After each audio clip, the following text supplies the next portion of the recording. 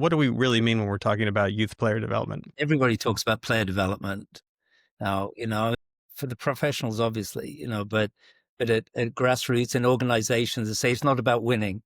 It's about development. I mean, that's now kind of a mantra. But to be honest, I don't think most coaches have any idea what that means. What is development? I think it's you can understand performance, you can understand where we are in the league, how we did. You kind of have a general idea. We didn't defend very well, or we missed 3 chances. But when it really comes down, particularly the individual level, what does player development look like? Well, our research, Alf, also with you, is most grassroots coaches have no idea what that means. They know the general. But if you go back to with individual players, as I say, the younger group, the individual player is the one that we focus on within the team. How do they develop? In order to do that, you need to be able to visualize what development is. So what we've done a lot of research on is, particularly in the core skills, when younger players developing, what does that look like? So from a young player starting out, let's say in a skill, first touch, receiving the ball, first touch, what does that look like for, a player just starting out, or a 6 or 7-year-old, which might be just kick the ball. There's nothing to start with.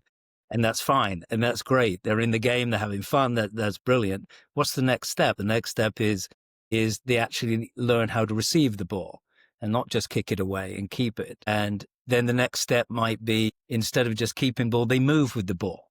So maybe the next step up the ladder in first touch is being clever under pressure, because that's how players are developing and there's more pressure in the game. And then as they get older, they learn how to deal with balls from the air. So I think with each of these skills, you can develop kind of a skill ladder that says, this is how a young player develops in first touch, in passing, in attack, in defense.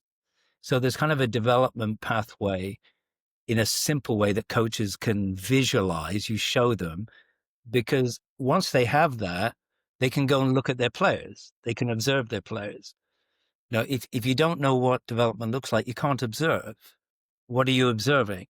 So I think that's what we've tried to do, is look more into educating particularly grassroots coaches that there's development means this. And so if you can spend some time observing that, now you have a conversation to have with your player, because you know where he's at and you know where he could get to, and your job is to help him go from up to the next level. So it's just my experience that when you talk about player development that everybody does, I'm not sure that most coaches really know what that looks like. Yeah. And that then is the first step before they actually go and look at their players and observe their players.